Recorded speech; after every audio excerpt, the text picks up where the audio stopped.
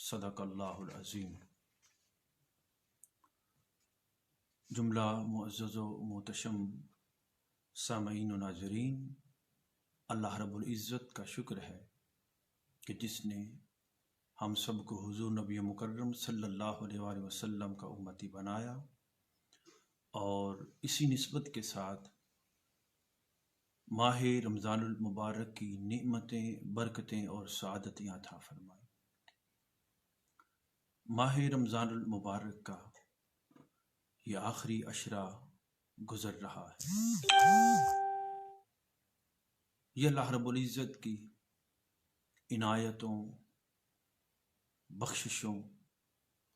اور اللہ رب کی حضور قربتوں کے خاص ایام ہیں، جن ایام میں وہ اپنی خاص رحمت کے ساتھ، اپنی عطا کے ساتھ، اپنے جود و کرم کے ساتھ اور اپنی بخشش کے سمندروں کے ساتھ اپنی بندوں کی طرف التفات کیے ہوئے ہیں اپنی شان کے لائق۔ عزیزان محترم، یہ آخری عشرہ ہے جس میں بطور خاص تاجدار کائنات صلی اللہ علیہ وسلم کا فرمان عالی شان کہ بے شک میری امت کو اس ماہ رمضان المبارک میں ایک رات عطا کی گئی ہے جسے لیلۃ القدر کہا جاتا ہے، اور جس کی شان اقدس کے باب میں قرآن مجید نے پوری سورت کا اللہ رب العزت نے نزول فرمایا کہ ایک رات خیر من الف شہر، 1000 مہینوں سے بہتر ہے۔ اتنی مبارک رات اس ماہ رمضان المبارک کے آخری عشرہ کی تاک راتوں کے اندر، یہ بھی اس کی ایک خاص عطا ہے آقا علیہ السلام کی امت پر۔ اور پھر یہ آخری ایام ماہ رمضان المبارک کے اس عشرہ کی شکل میں، جس میں اللہ کے حضور لوگ معتکف ہوتے ہیں اور اللہ رب العزت کی بارگاہ میں سر بسجود ہوتے ہیں، خلوت نشینی اختیار کرتے ہیں اللہ رب العزت کی قربت کے لیے، آقا علیہ السلام کی بارگاہ کی حضوری کے لیے۔ آقا علیہ السلام کا فرمان عالی شان کہ بے شک اگر میرا امتی ماہ رمضان المبارک کے اندر آخری عشرے میں اعتکاف کرتا ہے تو اعتکاف کی وجہ سے بھی اسے گناہوں سے ایسے پاک کر دیا جاتا ہے کہ گویا اس پر کوئی گناہ نہیں تھا۔ اور کہیں فرمایا کہ اسے 2 حجوں کا ثواب عطا کیا جاتا ہے، عمروں کا ثواب عطا کیا جاتا ہے۔ اس کی رحمت بہت بہت زیادہ اپنی شان کے لائق اپنے بندوں کو آغوش میں لیتی ہے۔ ادھر سے آوازیں آ رہی ہیں، ہم تو مائل بکرم ہے کوئی سائل ہی نہیں، راہ دکھلائیں کسے راہ روے منزل ہی نہیں۔ اور پھر یہ آخری ایام ماہ رمضان المبارک کے عشرے کی شکل میں، جس میں بہت زیادہ اللہ رب العزت کی بارگاہ سے یہ بھی صدا آتی ہے میری راہ میں خرچ کر لو، انفاق فی سبیل اللہ کر لو، میری رضا کی خاطر غریبوں، یتیموں، مساکین کو ان کا حق دے دو۔ یہ زکوٰۃ کی شکل میں، صدقات کی شکل میں، خیرات کی شکل میں جو نیکی کی جا رہی ہے اس آخری عشرہ کے اندر اور اس ماہ رمضان المبارک میں، بہت اللہ رب العزت کی بارگاہ سے بے حد و حساب اجر ہے، فضیلت ہے۔ اب امت مسلمہ کا ہر فرد آقا علیہ السلام کا امتی اپنے حال کے مطابق اللہ رب العزت کی بارگاہ کی طرف رجوع کیے ہوئے، اور پھر اسی اثنا میں ہماری سوسائٹی کے اندر بطور خاص پورے یورپ کے اندر، پاکستانی کمیونٹی کے اندر یہ بھی چیز کہ روزۃ ہلال کے باب میں اب یہ مسئلہ بھی تاجدار کائنات صلی اللہ علیہ وسلم نے اپنی امت کو ارشاد فرما دیا کہ بے شک صوموا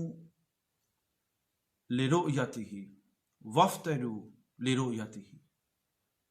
آقا علیہ السلام نے فرمایا کہ چاند کی رویت کی بنیاد پر روزہ رکھو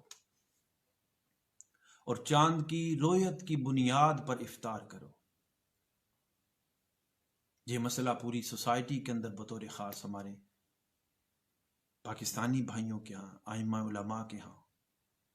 بہت زیادہ شدت اختیار کر گیا ہوا ہے۔ مختلف اس کی تعبیرات معنی کی جاتی ہیں، اور آقا علیہ السلام کا چونکہ فرمان علی شان فَإِن غُمَّ عَلَيْكُمْ فَعِدَّةٌ ثَلَاثِينَ کہ بے شک اگر بادل ہوں اور تمہیں سمجھ نہ آ رہی ہو تو پھر 30 کے عدد کو مکمل کر لو جب چاند پوشیدہ ہو۔ اور کہیں فرمایا فَأْكْمِلُوا الْعِدَّةَ کہ 30 کے عدد کو مکمل کر لو، اور کہیں فرمایا فَإِن غُمَّ عَلَيْكُمُ الشَّهْرُ فَأْكْمِلُوا عِدَّةَ 30 کہ بے شک اگر ہلال پوشیدہ رہ جائے تو پھر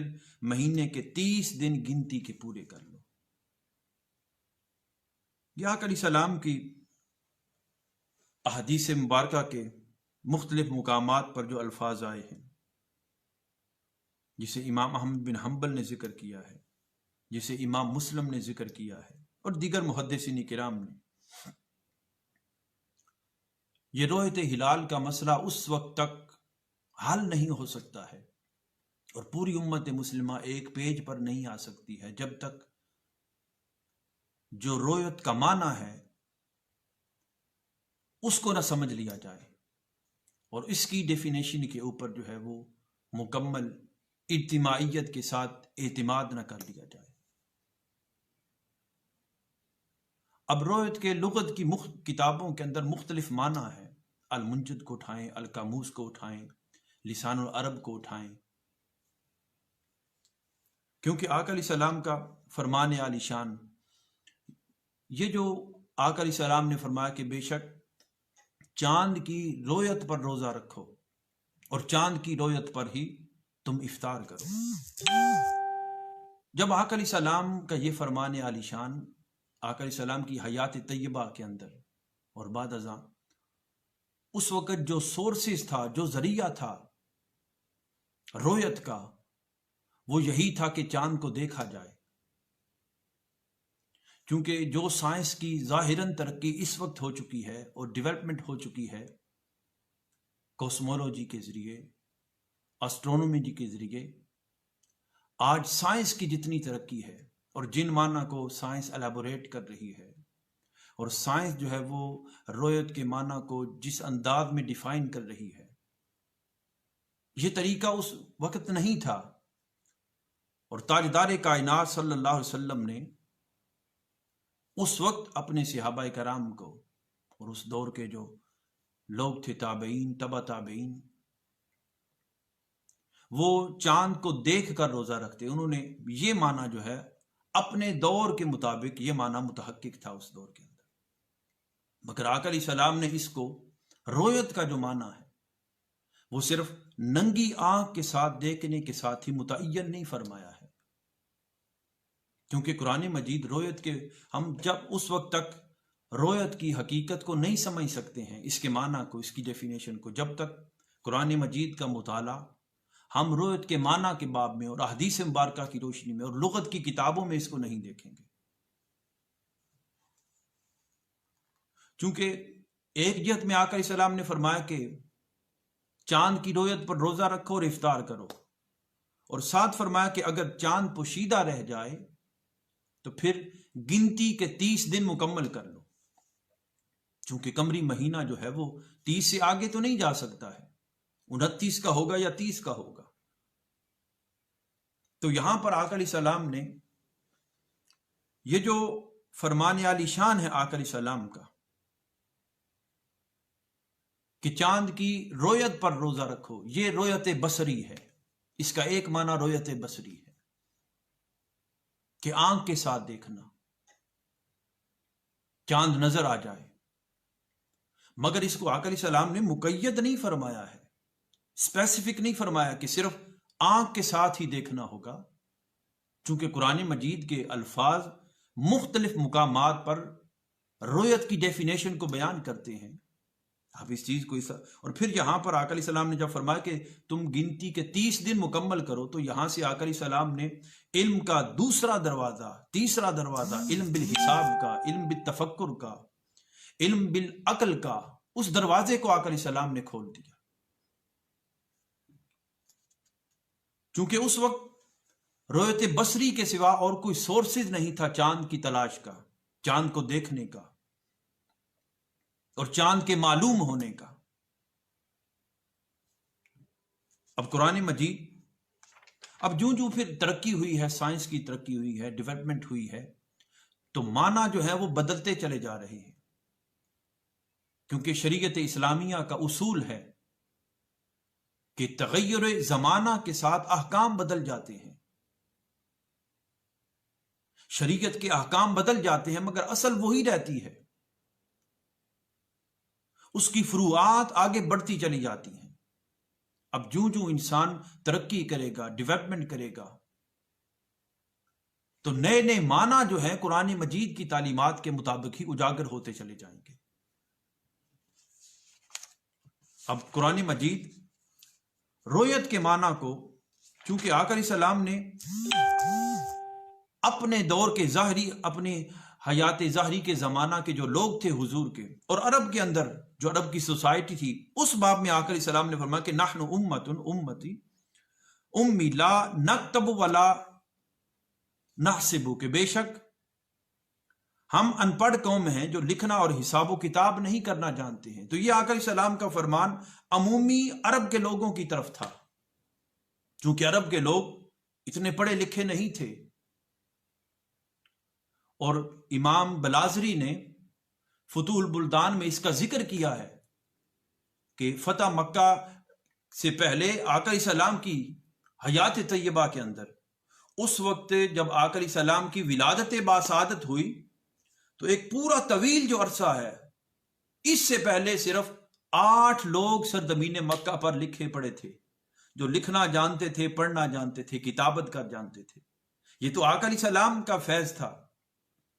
کہ آقا علیہ السلام نے عرب کی قوم کو لکھنا پڑھنا سکھا دیا، اور وہ سب علوم عطا فرما دیے جن کا وہ ادراک نہیں کر سکتے تھے، جن کی انہیں فہم و بصیرت نہیں تھی. آقا علیہ السلام نے پھر اپنی تربیت سے ہزارہا افراد کو لکھنا پڑھنا سکھا دیا. یہ تو اسلام کی خوبی ہے کہ جب غزوہ بدر ہوا تو اس میں جتنے قیدی ہوئے تھے، آقا علیہ السلام نے فرمایا کہ اس کو آزاد کر دیا جائے گا جو مدینہ کے مسلمانوں کے، صحابہ کرام کے 10 بچوں کو اور افراد کو پڑھنا لکھنا سکھا دے گا. یہ تو اسلام کی خوبی ہے. مگر عمومی جو حال تھا عرب کا، اس کی طرف آقا علیہ السلام نے ارشاد فرمایا. اور یہ پھر آقا علیہ السلام کی شان اقدس کے رب کائنات نے فرمایا والذی بعث فی الامیین نبیا فی الامیین رسولا، کہ بے شک ان ان پڑھوں کے اندر ہم نے اپنا محبوب رسول جو ہے وہ بھیجا ہے. ان پڑھ قوم کے اندر اللہ پاک نے اپنا رسول بھیج دیا، جس رسول کو رب کائنات نے خود اپنی بارگاہ سے لکھنا اور پڑھنا سکھایا. اسلام کی خوبی ہے کہ قرآن مجید کی آیات بینات کا نزول بھی علم کے ساتھ ہوا ہے. پہلی وہی اعوذ باللہ من الشیطان الرجیم، اقرا بسم ربک الذی خلق،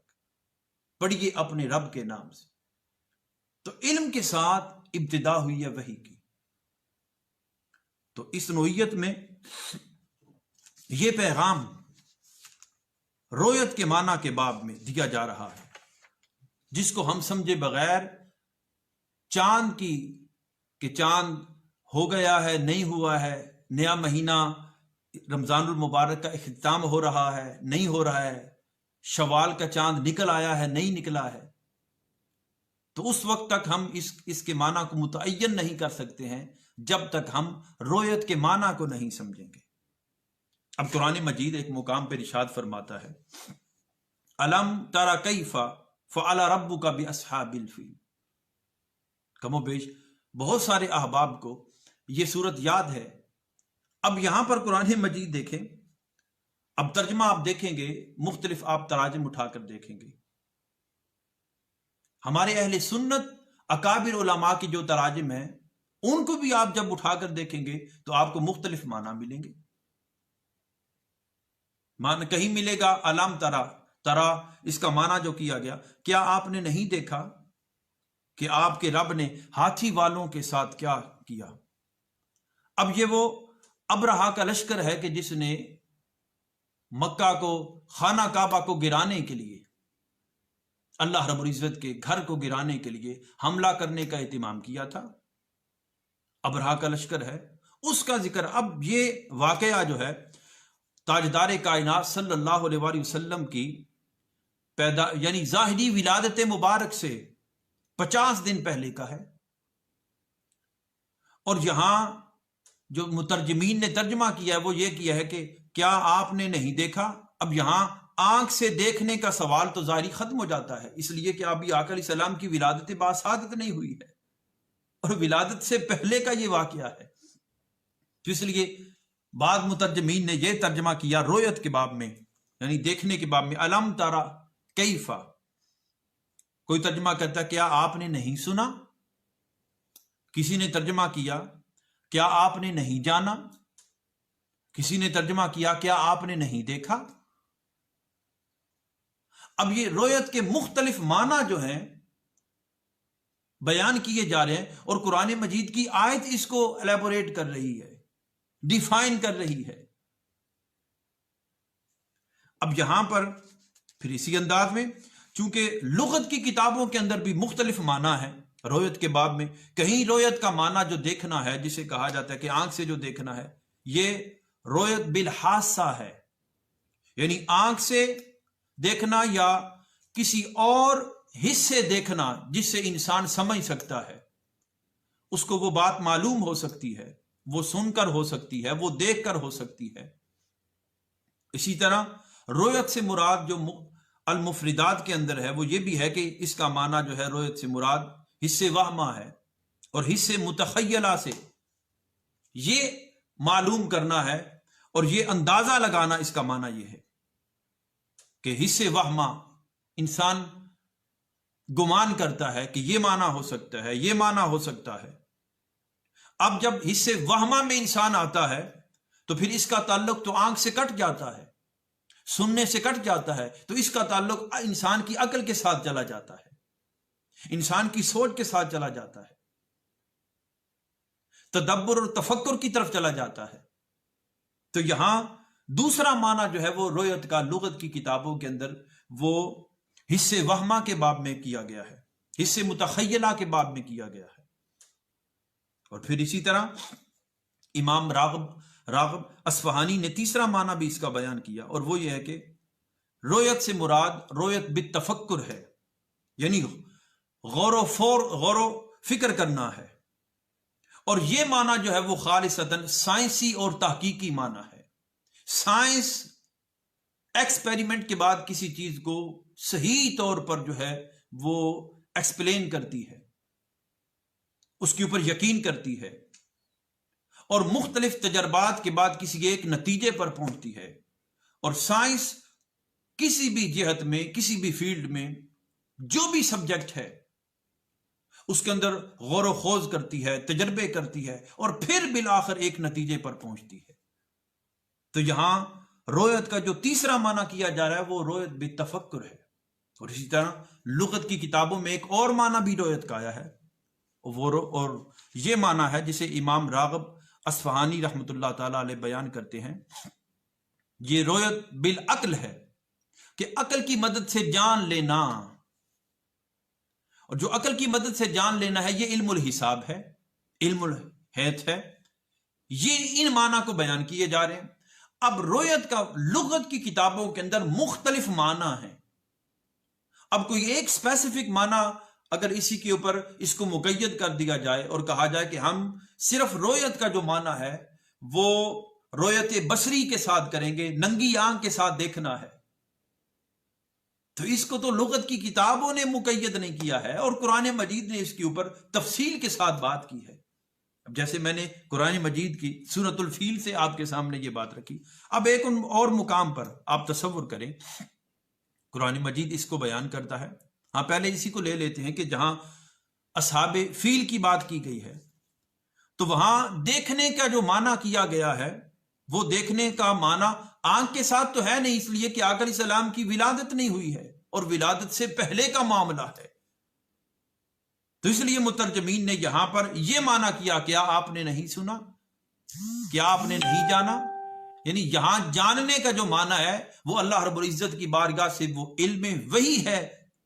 جس کی خبر آقا علیہ السلام کو عطا کی گئی ہے جس کے ذریعے. اسی طرح سورۃ الملک میں اللہ رب العزت بیان فرماتے ہیں، اعوذ باللہ من الشیطان الرجیم، الذی خلق سبع سماوات طباقا، کہ جس نے 7 آسمانی کرے باہمی مطابقت کے ساتھ یعنی طبق در طبق پیدا فرمائے. اور ما ترا فی خلق الرحمن من تفاوت، اور تم خدائے رحمان کے نظام تخلیق میں کوئی بے ضابطگی اور عدم تناسب نہیں دیکھو گے. اب یہاں بطور خاص بات کی جا رہی ہے، قرآن مجید اس کو بیان کر رہا ہے کہ ما ترا فی خلق الرحمن، جو بھی اللہ نے یہ تخلیق کیا ہے، 7 آسمان طبق در طبق جو پیدا فرمائے ہیں، من تفاوت، ان میں کوئی عدم تناسب نہیں ہے. یعنی آپ دیکھیں گے، اب تصور کریں کہ انسان کی آنکھ ہے، انسان کی آنکھ میں رویت بصری میں اتنی قوت ہے کہ وہ 7 آسمانوں کو دیکھ سکے. اب ایک آسمان تک کتنی لاکھاں ارباں مائل جو ہے وہ فاصلہ ہے، پھر آگے اوپر دوسرا آسمان ہے، اور پھر ایک آسمان کی موٹائی جس کے بارے میں آقا علیہ السلام نے ارشاد فرمایا کہ اگر ایک گھوڑا جو ہے نورانی گھوڑا وہ 500 میل کی مسافت جو ہے وہ اتنی رفتار کے ساتھ اگر دوڑے تو پھر پہلا آسمان جو ہے وہ کلیئر ہو سکتا ہے، اسے عبور کیا جا سکتا ہے. یعنی 500 سال تک اگر وہ دوڑتا رہے، اس کی اتنی سپیڈ ہو وہ دوڑتا رہے تو پہلا آسمان کراس ہو سکتا ہے. تو کس کی آنکھ میں یہ جرت ہے کہ پہلے آسمان تک اس کی نگاہ جائے، پھر دوسرے آسمان تک؟ ہماری نگاہ تو جاتی ہے آسمان کی طرف، بس چند کلومیٹر کے بعد ہماری نگاہ کی پرواز ختم ہو جاتی ہے. یہ تو اوپر ہمیں خلا نظر آتا ہے، سارا آسمان تک نگاہ نہیں پہنچ سکتی ہے. چہ جائے کہ پھر پہلے آسمان کو کراس کرے، پھر دوسرے کو، پھر تیسرے کو، اور پھر اس کے اندر دھیان کرے کہ اس میں کہیں فرق نہیں ہے، بے ضابطگی نہیں ہے. اور اللہ رب العزت کی قدرت کے یہ کرشمے ہیں جو 7 آسمان طبق در طبق جو، مگر یہاں پر اللہ رب العزت نے فرمایا کہ بے شک آپ دیکھیں گے. تو یہاں جو دیکھنے کا معنی ہے جس کو بیان کیا جا رہا ہے وہ یہاں پر غور و فکر کرنا ہے، غور و خوض کرنا ہے. یہ بالتفکر ہے، بالعقل ہے کہ انسان اپنی عقل کے ذریعے جانے گا کہ ہاں اس کی قدرت کے یہ کرشمے ہیں کہ اس نے 7 آسمان کو پیدا کیا ہے اور اس کے اندر کوئی بے ضابطگی نہیں ہے، عدم مناسبت نہیں ہے، اس میں تفاوت نہیں ہے، فرق نہیں ہے. تو یہاں اللہ رب العزت اس باب میں پھر آگے فرمایا حل ترا من فطور، کہ بے شک کیا تم اس تخلیق کے اندر جو اللہ رب العزت نے 7 آسمان کو پیدا کیا ہے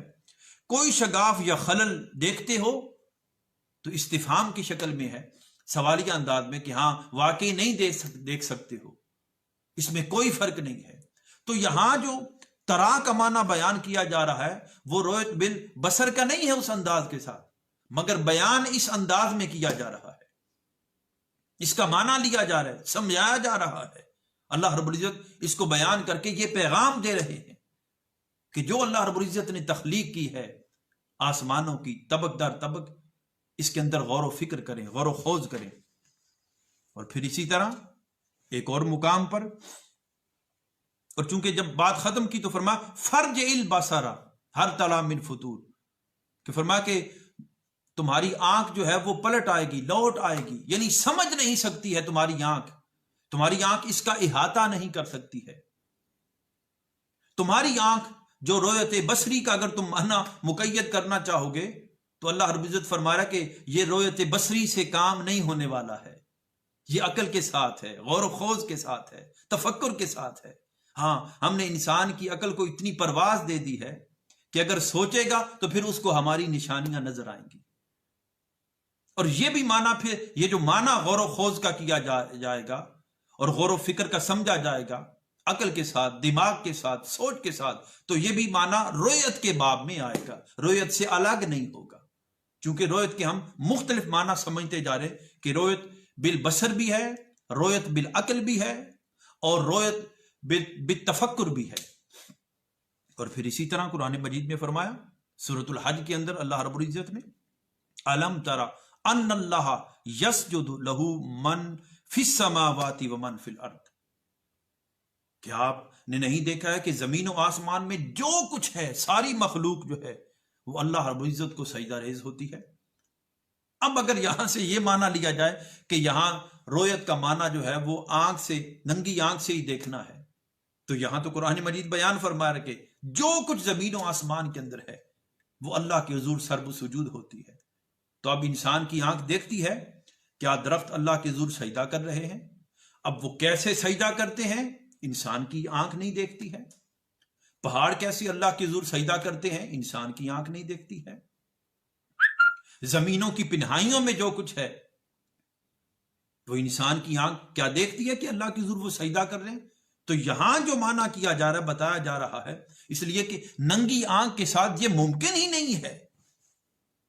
اور پھر آسمان ہے، اللہ رب العزت کے لکھوں کھا فرشتے ہیں جن کی ڈیوٹی اللہ رب العزت نے آسمانوں پر لگا رکھی ہے، زمین میں لگا رکھی ہے۔ تو چونکہ حکم دیا جا رہا ہے من فی السماوات ومن فی الارض، جو کچھ زمین و آسمان کے اندر ہے، تو کتنی اس کی نعمتیں ہیں، کتنے اس کے کرم ہیں، کتنی اس کے قدرت کے کرشمے ہیں۔ اب انسان کی آنکھ ان اللہ کے قدرت کے کرشموں کو دیکھ سکتی ہے؟ اب یہاں جو رویت کا معنی کیا جا رہا ہے، یہاں بھی رویت کا معنی بھی تفکر ہے، غور و خوض کرنا ہے کہ انسان سٹیپ بائی سٹیپ آگے بڑھتا چلا جائے۔ انسان کا کام ہے محنت کرنا، کاوش کرنا، اور علم کے سمندروں کو عبور کرنا، طبق در طبق آگے بڑھتے چلے جانا۔ اب اس معنی کو یہاں بیان کیا جا رہا ہے۔ اور اسی طرح پھر قرآن مجید میں ایک اور مقام پر اللہ رب العزت بیان فرمایا الم تری الی الذی حاج ابراہیم فی ربہ، کیا میرے محبوب کہ آپ نے اس شخص کو نہیں دیکھا ہے کہ جو ابراہیم سے اس کے رب کے بارے میں جھگڑا کرنے لگا؟ یعنی نمرود کی بات کی جا رہی ہے۔ جب وہ حضرت ابراہیم علیہ السلام سے جھگڑنے لگا اور جب اس نے اپنی خدائی کا دعویٰ کیا، اور ادھر حضرت ابراہیم علیہ السلام، انسانی عقل جن باتوں کو سمجھ سکتی ہے، آج سائنس جن چیزوں کو ثابت کر رہی ہے، ان کے اشارات حضرت ابراہیم علیہ السلام نے اللہ رب العزت کی ذات پر گواہی کے لیے پیش کیے اور اشارات دیے کہ میرا رب تو وہ ہے کہ جو سورج کو مشرق سے نکالتا ہے، مغرب میں غروب کرتا ہے۔ اگر تم خدائی کا دعویٰ کرتے ہو تو سورج کو مغرب سے نکال کر دکھا دو۔ تو قرآن مجید فرماتا ہے فبہت الذی کفر، پھر وہ ششدر ہو کر رہ گیا۔ تو یہاں جو معنی کیا جا رہا ہے کہ اب یہاں پر ابراہیم علیہ السلام تو کئی ہزار سال پہلے گزر چکے ہیں، اور اتنے ہزار سال جو پہلے گزرنے کا عرصہ ہے، اس کو یہاں رویت کے لفظ کو استعمال کر کے یہاں پہ قرآن مجید اس چیز کو بیان کر رہا ہے کہ یہاں پر رویت کا معنی رویت بالعلم ہے، علم آپ کو عطا کر دیا ہے، اور یہ علم بالوحی ہے جو آقا علیہ السلام کو عطا کیا گیا۔ اور پھر آقا علیہ السلام کو ظاہراً وحی کے ذرائع کہ حضرت جبرائیل امین حضور کی بارگاہ میں آتے، اس سے ہٹ کر بھی کئی ایسے بھی سورسز تھے وحی کے کہ جہاں تاجدار کائنات صلی اللہ علیہ وسلم کی ذات اقدس براہ راست اللہ رب العزت سے فیض پاتی۔ تو یہاں جو رویت کا معنی ہے وہ رویت بالعلم ہے۔ اور اسی طرح قرآن مجید کے اندر اس معنی کو آخری معنی بیان کر کے بات کو ختم کر رہے ہیں کہ جہاں اللہ رب العزت سورہ کہف کے اندر بیان فرماتا ہے اصحاب کہف کا واقعہ، وَتَرَى الشَّمْسَ اِذَا طَلَعَتْ تَزَاوَرُ عَنْ كَهْفِهِمْ ذَاتَ الْيَمِينِ وَإِذَا غَرَبَتْ تَقْرِضُهُمْ ذَاتَ الشِّمَالِ، کہ آپ دیکھتے ہیں کہ بے شک سورج جو ہے وہ اولیاء کرام اصحاب کہف جو غار کے اندر لیٹے ہیں، ظالم بادشاہ سے اپنی جان کو تحفظ دیتے ہوئے اللہ رب العزت کی رضا کی خاطر نکلے ہیں، تو اس غار میں چھپتے ہیں، تو قرآن مجید ان کا ذکر کرتا ہے کہ آپ دیکھتے ہیں کہ جب سورج طلوع ہوتا ہے تو ان کے غار سے دائیں جانب ہٹ جاتا ہے، اور جب غروب ہونے لگتا ہے تو پھر بائیں جانب کترا جاتا ہے۔ تو یہاں پر بات کی جا رہی وَتَرَى الشَّمْسَ، آپ دیکھتے ہیں سورج کو۔ اب یہ واقعہ بھی کئی ہزار سال پہلے کا ہے، لیکن معنی جو کیا جا رہا ہے اب آپ دیکھتے ہیں، ظاہری معنی یہ کیا جا رہا ہے، آپ جانتے ہیں، آپ سمجھتے ہیں۔ تو مختلف تراجم جو ہے قرآن مجید کے ان معنی کو بیان کرتے ہیں۔ تو یہاں پر رویت کا معنی اس انداز میں کیا جا رہا ہے کہ یہ وہ علم ہے جو غور و خوض کے بعد، جو غور و فکر کے ساتھ، جو انسان کی عقل کو، انسان کی فہم و بصیرت کو، انسان کے شعور کو اللہ رب العزت کی بارگاہ سے ملتا ہے اور وہ ان حقائق کو جان لیتا ہے۔ تو یہاں رویت کا معنی جو ہے وہ رویت بالعلم ہے۔ اسی نوعیت کے ساتھ اللہ رب العزت پھر آگے ایک اور مقام پر بیان فرماتا ہے، اولم یر الذین کفروا ان السماوات والارض کانتا رتقا ففتقناہما۔ اب اندازہ لگائیں، یہاں قرآن مجید اس انداز میں بیان کر رہا ہے، اور کیا کافر لوگوں نے نہیں دیکھا کہ جملہ آسمانی کائنات اور زمین جو ہے یہ سب ایک اکائی کی شکل میں جڑے ہوئے تھے۔ اب سائنس کی ترقی جتنی ہو رہی ہے، یا وہ لوگ جو اسلام کو نہیں ماننے والے ہیں اور وہ سائنس کے ذریعے آگے بڑھتے چلے جا رہے ہیں، چاند پر انہوں نے کمندیں ڈال لی ہیں، مریخ پر اور دیگر سیاروں پر، اور ہم تو ابھی تک چاند کے بارے میں ہی جھگڑ رہے ہیں، یا ہمارے معاملات چل رہے ہیں، چاند ہوا ہے کہ نہیں ہوا ہے، ہم کہاں جا رہے ہیں، ہم کس حال میں ہیں۔ اے امت مسلمہ کے لوگوں، اے بالخصوص میری پاکستانی قوم کے لوگوں، علماء کرام، مفتیان اعظام، ائمہ کرام، بڑے بڑے